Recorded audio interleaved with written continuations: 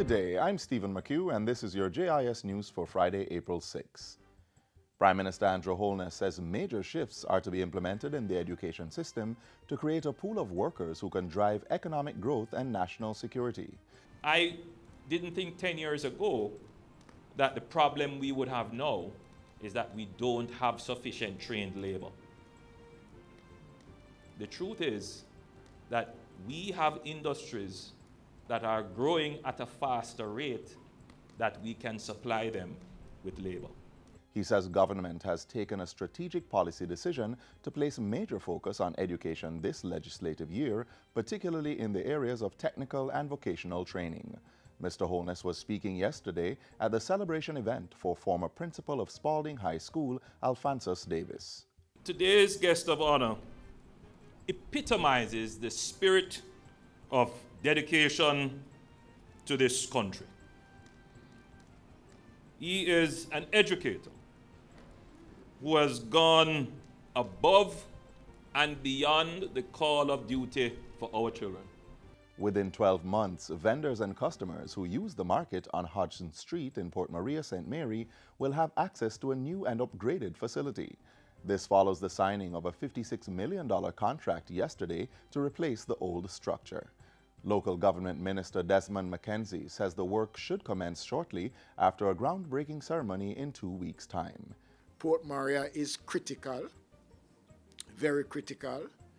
It is not just a major urban-rural center, but it is also a part of the breadbasket that covers the eastern part of the island. And whatever we can to ensure viability, it is the intention of the government to do that.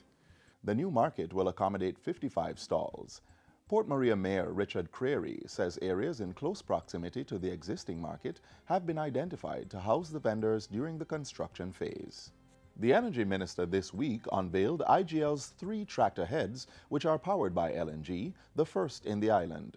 I want to congratulate IGL for being the first company in Jamaica to use liquefied natural gas, of course supplied by New Fortress Energy, as a source of energy in the transportation industry. They were produced through a partnership between IGL Limited and New Fortress Energy under IGL's Clean Air Initiative project. The 3 tractor heads will be used for IGL's long trips across the island. Recently appointed State Minister for National Security Rudyard Spencer says greater emphasis will be placed on the rehabilitation of children in correctional facilities. This is in keeping with the government's thrust to repurpose the correctional system to focus on the comprehensive rehabilitation of offenders as part of the 5-pillar crime prevention strategy.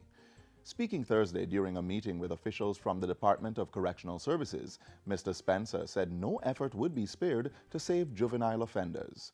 During the meeting, correctional service officials gave the state minister updates on their department's activities and made recommendations for improving the experiences of juveniles. And finally, Culture Minister Olivia Grange has welcomed the news that the exoneration of national heroes who were classified as criminals has been passed into law. In a statement issued yesterday, Ms. Grange said Jamaica had completed a long walk to justice for its ancestors. She was responding to news that the National Heroes and Other Freedom Fighters Absolution from Criminal Liability in Respect of Specified Events Act 2018 has received the assent of the Governor-General and has become law. Minister Grange had introduced the legislation in the House of Representatives, and it was subsequently approved in both the lower and the upper house.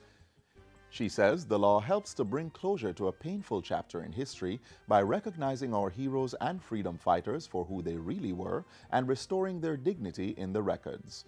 The law writes the records of national heroes Sam Sharp, George William Gordon, Paul Bogle, and Marcus Garvey, along with their supporters and sympathizers, and other freedom fighters such as Tacky. Anyone with official documents regarding the criminal liability of these individuals must now update the records to indicate that they have been absolved of any such criminal liability. And that's it for JIS News Today. I'm Stephen McHugh. Thanks for watching.